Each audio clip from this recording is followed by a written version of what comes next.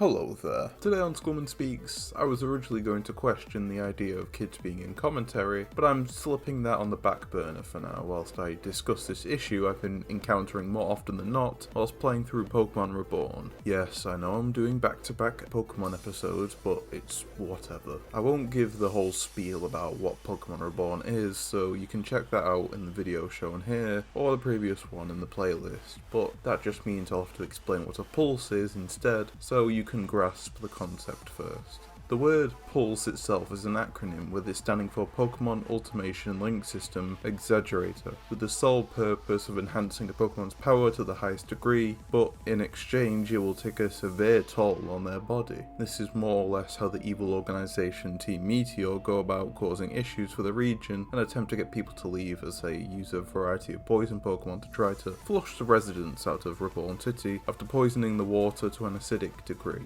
On the surface it makes sense as to why it would be a difficult battle since a Pokemon is pushed to its limits to the point where they are likely only being kept alive by the pulse machine to begin with until the protagonist comes along and just kills them anyways. It isn't easy to justify past the point of putting them out of their misery, but it is usually for the betterment of everyone involved. So if it looks all solid from the narrative standpoint and the battles are hard for the sake of being boss battles at the end of the dungeon, then why am I making a whole video on why I have to make them struggle more often than not? For that answer, we will need to dive in to do so.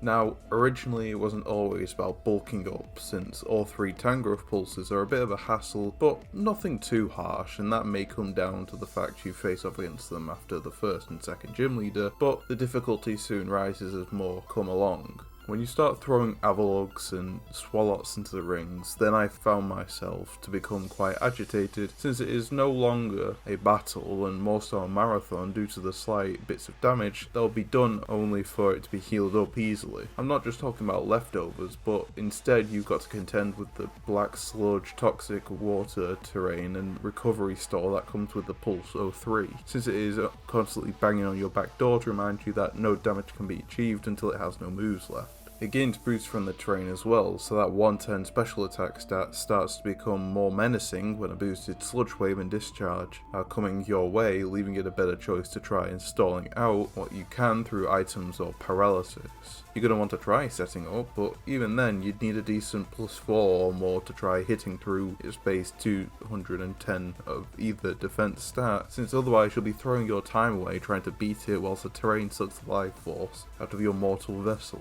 To those with the same experience I do, you're probably asking why I didn't try changing the field into that of an icy one, since it eliminates the boss and part of the healing, but then you would have to take to consider that the field will turn back if you want to try taking advantage of that ground weakness it has. Ironically, it comes after the ranting that I have gathered a way of getting around such an oath, with it being Magnezone. With being Steel, it wouldn't be affected by Sludge Wave or the terrain, leaving only Discharge and Infestation to worry about, but even then they are not very effective, leaving it primed for the massacre as long as one was snatched along Route 3's cave system. Even still, I can't particularly say I'm impressed with having to use a specific Pokemon to just try and take down such a Goliath, but the difficulty in of itself can only be pushed so far. As much as I like to rag on some of the pulses for being too hard down to the point they were made to be unfair, they also could be too easy, like the Pulse Abra that could be tricked into hyper beaming a ghost type if you switch in and out properly. Then there is the Pulse Camerupt that works in its own magic in the story to provide a more surprising addition, which I won't spoil for newcomers who want to check it out. But as a whole, the Pulse adds something just as unique as the terrains I had spoken about prior, if not being more of a shape-shifting roadblock, since they will often be too hard or too easy, and I haven't yet encountered one that feels like a challenge that is fun to fight against. Well, that being mostly true, because Magnezone makes a reappearance as a Pulse itself. At one point though, it is fought as part of a team, which may be why it doesn't feel as overpowered as some of the other ones I mentioned. Not to mention it leaves itself rather open since it has no coverage to ground type Pokemon. besides its ability, but those such as Camerupt would not be phased either, since a lower special defense would mean a quick knockout with a fire type move. At least this time around there feels like hope that you won't be backed up into using just a specific team, but you actually have some variety to pick from in order to beat back at the more powerful Pokemon being wielded by the enemy. Sure, there may be ups and downs since RNG always plays a factor in these battles, but I'm confident that the whole idea of pulses couldn't be jammed into them being too far on either side.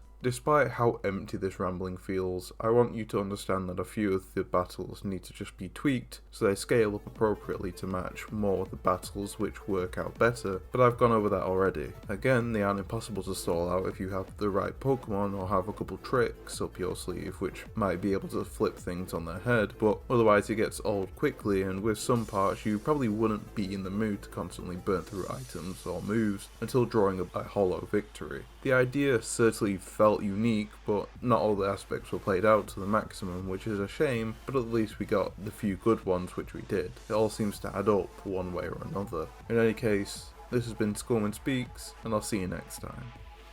Hopefully.